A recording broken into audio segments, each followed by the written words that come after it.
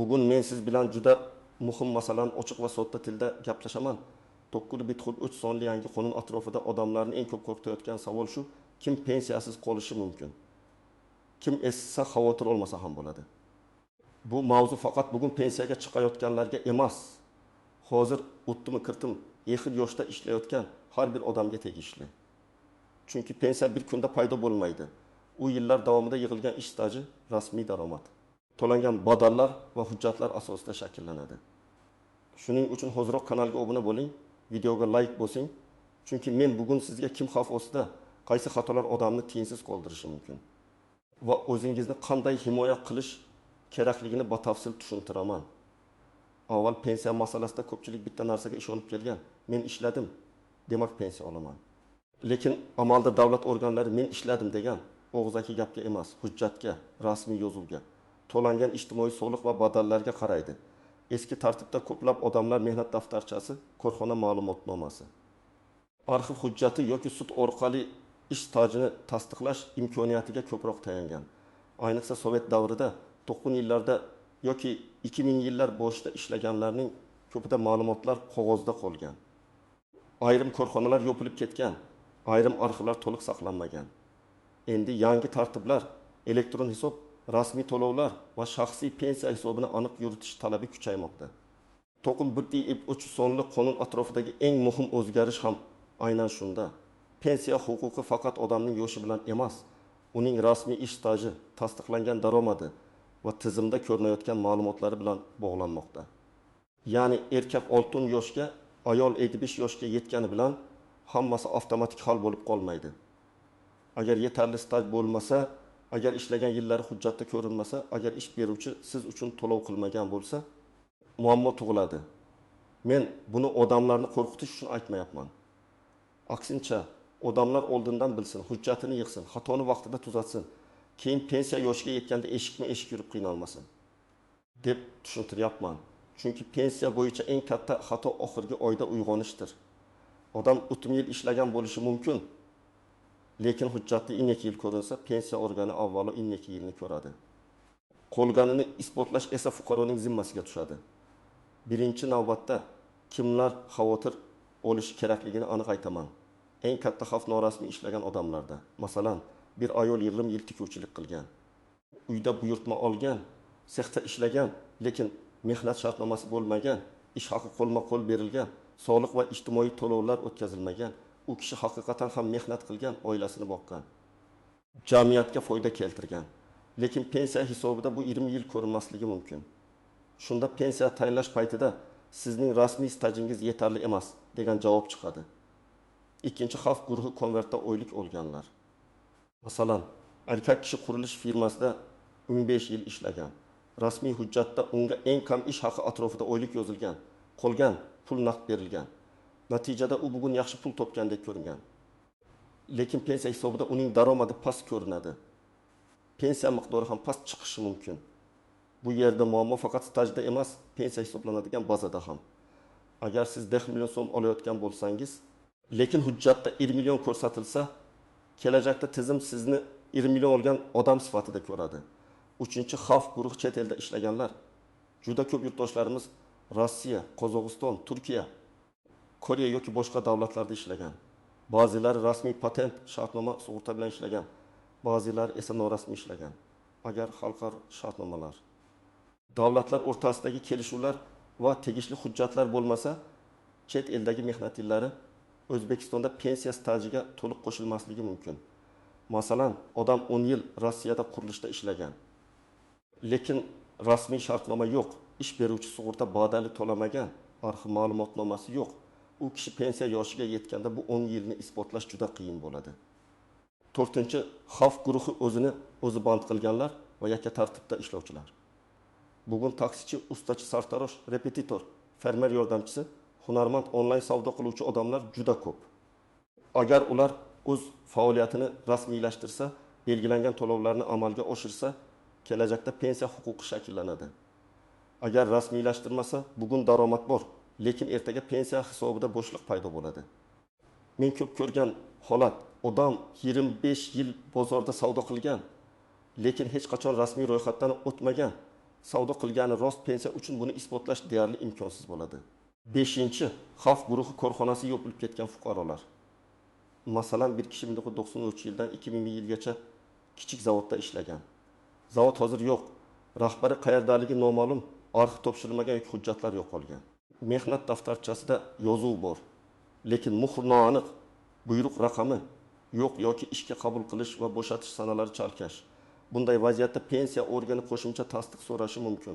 Fuqaro arxivga murojaat qiladi. Arxivda hujjat topilmasa, sud orqali faktni belgilatishga to'g'ri keladi. Bu esa vaqt, asab va xarajat degani. Endi kimlar nisbatan xavotir olmasa bo'ladi? Agar siz rasmiy mehnat shartnomasi asosida ishlayotgan bo'lsangiz, ish beruvchi siz uchun soliqlarni to'layotgan bo'lsa, elektron mehnat daftarchangizda yozuvlar to'g'ri ko'rinayotgan bo'lsa, daromadingiz rasmiy aks etsa, sizning holatingiz ancha xavfsiz. Lekin men baribir umuman tekshirmasangiz ham bo'ladi demayman. Chunki hatto rasmiy ishlagan odamda ham xatolar bo'ladi. Familiya noto'g'ri yozilgan, pasport ma'lumoti yangilanmagan, ishga kirgan sana boshqacha tushgan. Ishdan bo'shagan sana kiritilmagan. Lavozim o'zgargan, lekin tizimga tushmagan. Keling, raqamli misol qilamiz. Farhod aka 60 yoshga yaqinlashdi. U 1995 yildan 1995 yilgacha zavodda, 1996 yildan 2005 yilgacha xususiy firmada. 2006 yildan 2024 yilgacha maktabda xo'jalik mudiri bo'lib ishlagan. Qog'ozda qarasak 39 yil mehnat qilgan. Lekin tekshiruvda zavod bo'yicha arxivda 7 yil tasdiqlandi. Xususiy firma bo'yicha faqat 3 yil soliq to'lovi topildi. Maktabdagi o'yindagi yil to'liq ko'rindi. Natijada 39 yil deb o'ylagan, staj 28 yil bo'lib chiqdi. Pensiya tayinlanadi, lekin miqdor va ayrim hisob kitoblar kutgandan past bo'lishi mumkin. Yana bir misol. Dilbar opa uyda bolalar tarbiyasi bilan bo'lgan, keyin 12 yil rasmiy bog'chada ishlagan, 8 yil esa qo'shnilarga tikuvchilik qilgan. U pensiya yoshiga yetganda men 20 yil ishladim deydi. Lekin rasmiy tizim 12 yilni ko'rsatadi. Agar bolani parvarish qilish davrlari qonunda nazarda tutilgan boshqa davrlar va hujjatlar to'g'ri tasdiqlansa, ma'lum qismi stajga qo'shilishi mumkin. Ammo uyda norasmiy tikuvchilik qilgan 8 yil avtomatik qo'shilmaydi. Shuning uchun ayollar, ayniqsa uyda ishlayotgan opa-singillar o'zini o'zi band qilish, rasmiy to'lov va hujjat masalasiga beparvo bo'lmasligi kerak. Yana bir holat. Jasur 30 yoshda hozircha pensiya haqida o'ylamaydi. U IT xizmat ko'rsatadi, mijozlardan kartaga pul oladi, lekin faoliyatini rasmiylashtirmagan. Hali yoshman, pensiyaga ancha bor deydi.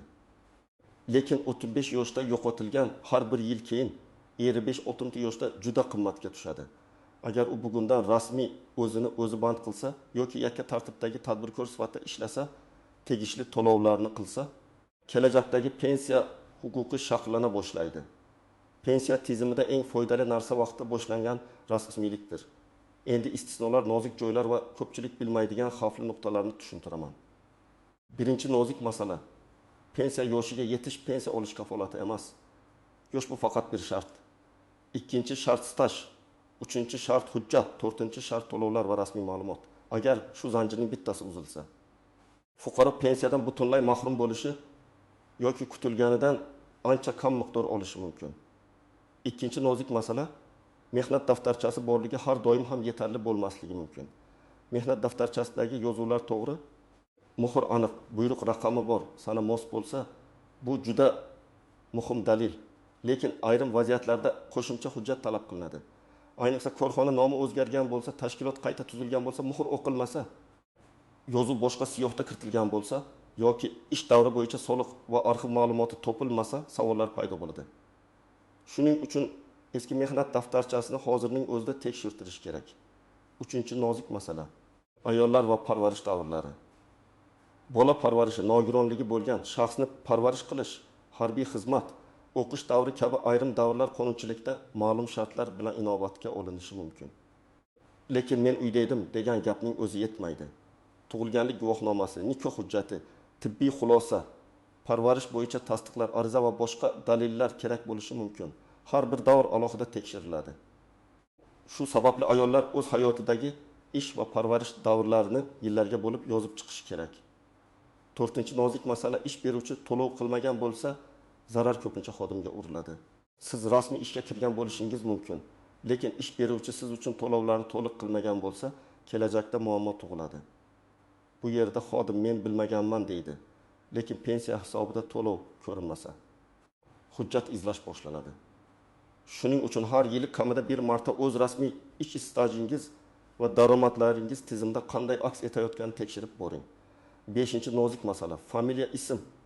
Otasining ismi o'zgarganda ehtiyot bo'lish kerak. Ayollar turmushga chiqqanda familiyasini almashtiradi. Ayrim odamlar pasportni yangilaganda ism yozilishida farq paydo bo'ladi. Masalan, Gulnora bir hujjatda Gulnoza deb ketgan yoki otasining ismi bitta joyda qisqartirib yozilgan. Bunday mayda xatolar pensiya ishida katta muammoga aylanishi mumkin. Chunki tizim bir odamning turli hujjatlarini birlashtirishda aniqlik talab qiladi. 6-nozik masala, norasmiy kelishuvlar hech narsa bermaydi. Boshliq meni taniydi. Hamma biladi men ishlaganman. Qo'shnilar guvoh bo'ladi degan gaplar ba'zan sudda yordamchi dalil bo'lishi mumkin. Lekin asosiy dalil emas. Pensiya organi guvohning xotirasiga emas, rasmiy hujjatga tayanadi. Shuning uchun har bir ish joyingiz bo'yicha shartnoma, buyruq nusxasi, ish haqi ma'lumotnomasi, arxiv ma'lumoti, soliq to'lov izini saqlash juda muhim. 7-nozik masala.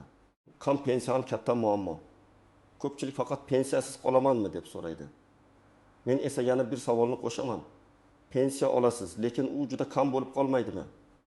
Agar yillar davomida daromadingiz rasmiy pastda ko'rsatilgan bo'lsa, pensiya miqdoriga ta'sir qiladi. Bugun ish beruvchi bilan rasmiy qismi kamroq bo'lsin, naqd ko'proq beramiz degan kelishuv kelajakda sizga qarshi ishlaydi. Naqd pul bugun yoqimli ko'rinadi, lekin ertaga pensiyada uning izi qolmaydi. 8-nozik masala, oxirgi yillarda shoshilinch rasmiylashish hammasini hal qilmaydi. Ba'zi odamlar 55 yoshdan keyin endi rasmiy ishlayman, pensiyaga yetadi deb o'ylaydi. Albatta, kech bo'lsa ham rasmiy ishlash foydali. Lekin yo'qotilgan 15-20 yilni 2-3 yilda to'liq qoplash qiyin. Shuning uchun yoshlar ham bu mavzuni e'tiborsiz qoldirmasin. Pensiya bu keksalar mavzusi emas. Mehnat qilayotgan har bir odamning bugungi moliyaviy intizomi mavzusi. Endi eng muhim qism, siz hozir nima qilishingiz kerak? Birinchi qadam, o'z mehnat tarixingizni yozib chiqing. Oddiy daftar oling yoki telefoningizda jadval oching. Qaysi yilda qayerda ishladingiz, ishga kirgan sana, ishdan chiqqan sana, lavozim, korxona nomi, rahbar yoki buxgalter kim bo'lgan, oylik rasmiy berilganmi, shartnoma bo'lganmi? Hammasini yozing. Bu ro'yxat keyin hujjat yig'ishda sizga yo'l xaritasi bo'ladi. Ikkinchi qadam, elektron ma'lumotlarni tekshiring. Yagona interaktiv davlat xizmatlari portali, soliq organlari tizimi, mehnat organlari bazasi, pensiya jamg'armasi bo'limlari orqali shaxsiy ma'lumotlaringizni ko'rish mumkin bo'lgan xizmatlardan foydalaning. Agar o'zingiz tushunmasangiz, farzandingizdan, yaqin qarindoshingizdan yoki mahalladagi mas'ul xodimlardan yordam so'rang. Maqsad bitta, tizimda sizning stajingiz, ish joylaringiz va to'lovlaringiz qanday ko'rinayotganini bilish. 3-qadam. Eski hujjatlarni tartibga soling. Mehnat daftarchasi, diplom, harbiy bilet, nikoh guvohnomasi, farzandlarning tug'ilganlik guvohnomalari, ishga qabul qilish va bo'shatish buyruqlari, ish haqi ma'lumotnomalari, arxiv javoblari. Sud qarorlari bo'lsa, hammasini alohida papkaga joylang. Hujjatlarning nusxasini oling, telefoningizga rasmga tushirib saqlang, lekin asl nusxani yo'qotmang. Pensiya masalasida bitta eski qog'oz ba'zan bir necha yil stajni saqlab qoladi. 4-qadam, ish beruvchingizdan rasmiylikni talab qiling. Agar hozir ishlayotgan bo'lsangiz, kadrlar bo'limidan yoki buxgalteriyadan so'rang. Men bilan mehnat shartnomasi tuzilganmi? Elektron tizimga kiritilganmi? Oyligim to'liq rasmiy ko'rsatilganmi? Ijtimoiy to'lovlar amalga oshirilganmi? Bu sizning huquqingiz. Ish beruvchi bugun keyin ko'ramiz desa, ertaga pensiya yoshida siz qiynalasiz. Ish beruvchi esa allaqachon boshqa joyda bo'lishi mumkin. 5-qadam, agar stajda bo'shliq topsangiz, darhol arxivga murojaat qiling. Qaysi korxonada ishlagan bo'lsangiz, o'sha korxona joylashgan hududdagi arxivdan ma'lumot so'rang. Arizada to'liq ism familiyangiz, tug'ilgan sanangiz, ishlagan davringiz, lavozimingiz, korxona nomi, iloji bo'lsa buyruq sanasi va raqamini yozing. Mening 1997 yil mart oyidan 2003 yil avgust oyigacha falon korxonada ishlagan davrimni tasdiqlovchi ma'lumotnoma berishingizni so'rayman deb aniq yozish kerak. Aniq ariza tezroq natija beradi. 6-qadam, Hujjat topilmasa, huquqiy yo'lni tanlang.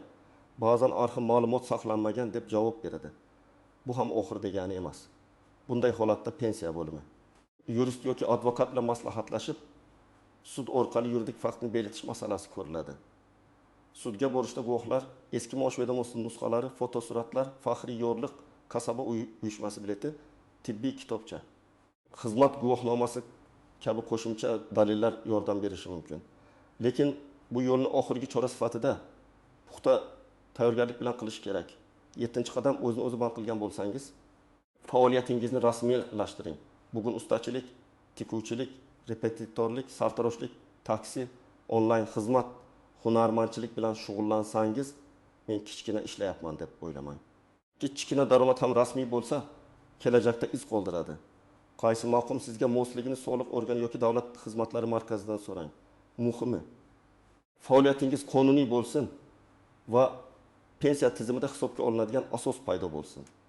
8-qadam. Chet elda ishlaganlar hujjatini hozirdan yig'sin. Mehnat shartnomasi, ish beruvchi ma'lumotnomasi, sug'urta to'lovlari, ruxsatnoma, patent, migratsiya kartasi, bank orqali oylik tushumlari, soliq yoki ijtimoiy sug'urta hujjatlari bo'lsa saqlang. Chet eldan qaytgandan keyin olaman desangiz, ish beruvchi yopilishi, aloqa uzilishi yoki hujjat olish qiyinlashishi mumkin. Har bir davlat bo'yicha tartib alohida bo'lishi mumkin. Shuning uchun rasmiy manbalardan aniqlashtiring. 9-qadam pensiyaga chiqishga kamida 2-3 yil qolganda emas. Hozirdan tayyorlaning. Agar yoshingiz e'ximdan oshgan bo'lsa, bu ishni kechiktirmang. Pensiya bo'limiga borib, oldindan maslahat oling. Mening stajim bo'yicha qanday hujjatlar yetishmayapti deb so'rang. Agar xodim og'zaki aytsa, siz yozib oling. Kerak bo'lsa rasmiy ariza bilan murojaat qiling. Chunki yozma javob keyingi harakatlaringiz uchun asos bo'ladi. 10-qadam har bir xatoni yozma tuzating. Familiya xato bo'lsa, pasport ma'lumoti mos kelmasa, tug'ilgan sana noto'g'ri tushgan bo'lsa, mayli, keyin demang, tegishli tashkilotga ariza bering. Arizada xatoni aniq ko'rsating, to'g'ri ma'lumotni yozing. Tasdiqlovchi hujjat nusxasini ilova qiling. Pensiya ishida og'zaki kelishuv emas, yozma ariza va yozma javob kuchli bo'ladi. Men ekspert sifatida eng ko'p uchraydigan xatoni alohida aytmoqchiman. Odamlar hujjatni faqat pensiya bo'limi talab qilgandan keyin qidiradi. Aslida esa hujjatni talab qilinishidan oldin tayyorlab qo'yish kerak. Chunki eski ish joyingiz bo'yicha bitta ma'lumotnomani olish ba'zan 10 kun, ba'zan 1 oy, ba'zan 6 oy vaqt oladi. Agar sud kerak bo'lsa, undan ham uzoqroq. Pensiya yoshiga yetib, darhol pul olishni xohlasangiz, tayyorgarlik bugundan boshlanishi kerak. Bugungi mavzuning eng asosiy xulosasi shuki, Dokun Bitel M3 sonli qonun atrofidagi vahim ortida bitta muhim haqiqat turibdi. Pensiya endi faqat yoshga qarab emas, rasmiy staj, to'langan badallar, elektron ma'lumotlar va tasdiqlangan hujjatlar asosida hal bo'ladi. Kim rasmiy ishlagan, hujjatini saqlagan, to'lovlari ko'rinib turgan bo'lsa, u odam ancha xotirjam bo'lishi mumkin. Kim norasmiy ishlagan, oyligini konvertda olgan, chet elda hujjatsiz mehnat qilgan, korxonasi yopilib ketgan bo'lsa, hozirdan harakat qilishi shart. Men sizga bitta oddiy maslahat beraman. Bugun kechqurun 30 daqiqa vaqt ajrating va o'z mehnat tarixingizni yozib chiqing. Ertaga elektron ma'lumotlaringizni tekshiring. Keyingi haftada yetishmayotgan hujjatlar bo'yicha arxiv yoki ish beruvchiga murojaat qiling. Shu kichik qadamlar kelajakda sizni katta muammodan, kam pensiyadan yoki umuman pensiyasiz qolish xavfidan asrashi mumkin. Agar sizda ham staj, pensiya, norasmiy ish, chet eldagi mehnat yoki hujjat yo'qolishi bo'yicha savol bo'lsa, kommentariyada yozing. Sizning holatingiz boshqalarga ham dars bo'lishi mumkin. Videoga like bosing, kanalga obuna bo'ling va yaqinlaringizga yuboring. Chunki bu ma'lumot har bir oilaga kerak. Pensiya masalasi ertangi kun mavzusi emas, bugun qilinadigan eng muhim moliyaviy himoya choralaridan biridir.